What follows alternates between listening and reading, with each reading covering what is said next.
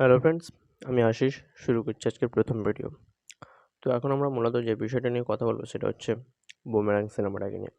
Boomerang cinema নিয়ে কিন্তু hype চরমে রয়েছে। মানে প্রচণ্ড হাইপ তৈরি করে ফেলেছে সিনেমাটা, যেই রকম আমরা চেঙ্গিজের দেখেছিলাম। তো সেই রকম কাছাকাছি অনেকটা হাইপ কিন্তু তৈরি হয়ে গিয়েছে, যেটা জিদ্দার আগের প্রজেক্ট মানুষের সময় ছিল না। কিন্তু বুমেরাংয়ের সময় সেই হাইপটা ক্রিয়েট করেছে। এর সবথেকে বড় পজিটিভিটি কারণটা হচ্ছে ছবিটার জনরা। একদম ইউনিক এবং নতুন বাংলা জনরায় কাজ হচ্ছে সায়েন্স ফিকশন। সায়েন্স ফিকশনে এর আগে বাংলা ছবি হয়নি বললেই চলে। আর যেগুলো একটা দুটো হয়তো হয়েওছে, সেগুলো কিন্তু বক্স অফিস রান করেনি এবং সেগুলো কোনো আহামরি ব্যাপার ছিল না। কিন্তু ১ম জিদ্দা এরকম কাজ করছেন এবং বুমেরাংয়ে অনেক কিছু নতুনত্ব রয়েছে। যেমন সিনেমাট ক্যামেরার ইউজ করা হয়েছে, একটা সুপার বাইক ডিজাইন করা হয়েছে। এমনকি সেই বাইক নিয়ে জিদ্দাকে নাকি আকাশে উড়তে দেখা যাবে। একটা হিউজ পরিমাণের ভিএফএক্স ইউজ করা হয়েছে, সিজিআই ভিএফএক্স ইউজ করা হয়েছে। তার সঙ্গে একটা মৌলিক গল্প থাকতে চলেছে।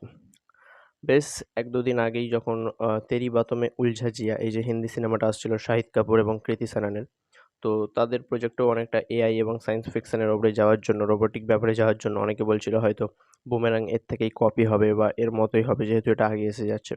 কিন্তু শৌভিক কুন্ডু তার ইনস্টাগ্রামে অফিসিয়াল স্টোরি দিয়ে জানিয়ে দিয়েছে যে, 'তেরি বাতোঁ মে আইসা উলঝা জিয়া'র সঙ্গে বুমেরাংয়ের কোনো লিঙ্কই নেই। এমনকি বুমেরাংয়ের গল্প সম্পূর্ণ আলাদা এবং মৌলিক। তার সঙ্গে ওই সিনেমাটার, হিন্দি সিনেমাটার কোনো মিল বা কিছু কানেকশন নেই।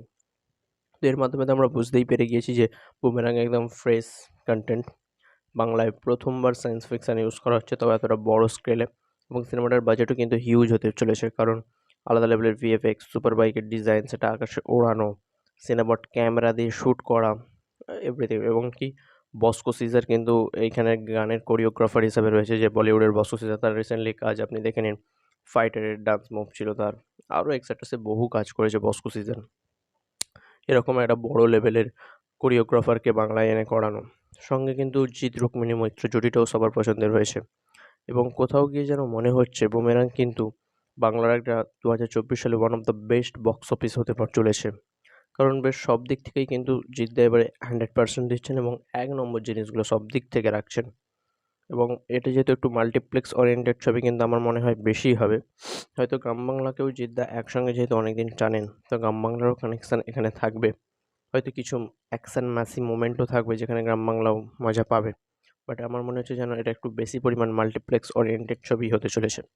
এবং দেখা যাক যে জিদ্দা পরবর্তীকালে, শোনা তো যাচ্ছে বুমেরাংয়ের পর নাকি বস 3 র প্রজেক্ট শুরু করবেন। তো যাই হোক, আমার মনে হয় হয়তো বুমেরাং কিন্তু একটা সলিড মাল্টিপ্লেক্স প্যাকেজ হতে চলেছে, এবং মাল্টিপ্লেক্সে যদি এই ছবিটা ক্লিক করে যায় এবং রান করে যায়, তাহলে কিন্তু এর বক্স অফিস মানে দুর্ধর্ষ হতে চলেছে, দুর্ধর্ষ। এবং ছবিটার কনটেন্ট যদি অত্যন্ত স্ট্রং হয় এবং ভিএফএক্স থেকে শুরু করে যদি অত্যন্ত খুব ভালো হয়, তাহলে কিন্তু বক্স অফিস আসবেই। এবং কোথাও গিয়ে আমার পার্সোনালি মনে হচ্ছে ছবিটার মধ্যে সেই দমটা রয়েছে। কারণ ছবিটার যে যতটা যা আপডেট আমাদের সামনে এসেছে, দেখুন সিদ্ধার্থ কাছ থেকে তো অফিসিয়াল আপডেট বলতে আমরা পাইনি। জাস্ট আমরা সেই একটা নাম অ্যানাউন্সমেন্ট আর জানতে পেরেছি যে রুক্মিণী মৈত্র আর জিদ্দা রয়েছেন, আর কয়েকজন কাস্টিং। ব্যাস এইটুকুই আমরা জিদ্দার তরফ থেকে অফিসিয়াল জানতে পেরেছিলাম। তারপরে যেটুকুনি জানা গিয়েছে কোনো মিডিয়ার আর্টিকেলের তরফ থেকে, কোনো ইনসাইডার আপডেট থেকে, কোনো এক্সক্লুসিভ আপডেট থেকে, এরকম। এমনকি রিসেন্টলি আমি গতকাল রাত্রে একটা জিদ্দার মানে ফটো ভাইরাল হয়েছে। মানে একটা ফটো, সেটা আমি চেষ্টা করব আমার দিয়ে দেওয়ার থাম্বনেলে। তো একটা ফটো ভাইরাল হতে আমি দেখেছি ফেসবুক পেজেই। তো আই থিংক সেটা টলি বাংলা বক্স অফিস যে টিবিও এরা যারা রয়েছে, তারা কিন্তু ফটোটা দিয়েছে। সেখানে কিন্তু জিদ্দাকে সুপার বাইক নিয়ে দাঁড়িয়ে থাকতে দেখা গিয়েছে। এবং মেন কথা আমার যেটা খুব ভালো লেগেছে না, জিদ্দার লুকটা। একটা আই থিংক আপনাদের সবার মনে হচ্ছে একটা ফুটেজ, ভিডিও ফুটেজ লিক হয়েছিল যে জিদ্দা সুপার বাইক নিয়ে চালিয়ে যাচ্ছে। সেটাও কিন্তু অসাধারণ হয়েছে, এবং এখানে জিদ্দার লুকটাও আমার অসাধারণ লেগেছিল। তো দেখা যাক, আই থিংক আশা করব। এবং নীলায়ন চ্যাটার্জি কিন্তু সিনেমায় মিউজিক দিয়েছেন, নীলায়ন চ্যাটার্জি। যিনি কিন্তু দেবদার রিসেন্টলি আপকামিং সবকটা সিনেমাতেই দিয়েছে আই থিংক। সে আই থিংক কিসমিসে তো দিয়েছিল। আই থিংক ব্যোমকেশে দিয়েছে কি আমার ঠিক অতটা মনে নেই। বাট নীলায়ন চ্যাটার্জি বহু সিনেমায় মিউজিক দিয়েছেন। একজন ভালো মিউজিক ডিরেক্টর কিন্তু। তো আমার বুমেরাং নিয়ে সব দিক থেকেই আশা রয়েছে যে ছবিটা বক্স অফিসে চূড়ান্ত সাফল্য পাবে এবং জিতবে আই থিংক। এবং আরও যেটা বড় আপডেট, সেটা কিন্তু এরকম একটা দোনো-মোনো দেখা গিয়েছে যে আমরা জানতাম অনিল থাডানি তার ফিল্মসের সঙ্গে কিন্তু জিদ্দার ৩ টে সিনেমার কন্ট্রাক্ট হয়েছিল। তো চেঙ্গিজ আর মানুষ তো রিলিজ করেইছে। এখন নাকি জানা যাচ্ছে যে বুমেরাংও তার সঙ্গেও যেতে পারে, আবার ধর্মা প্রোডাকশনও এর ব্যানারে রিলিজ হতে পারে এবং এটা একটা বিগেস্ট প্যান ইন্ডিয়া রিলিজ হতে চলেছে চেঙ্গিসের মতো বড় পরিসরে। তো এই ছিল এখনের আপডেট। চ্যানেল নতুন হলে চ্যানেলটিকে সাবস্ক্রাইব করুন, ভিডিও ভালো লাগলে লাইক করুন। দেখা হচ্ছে পরের ভিডিওতে।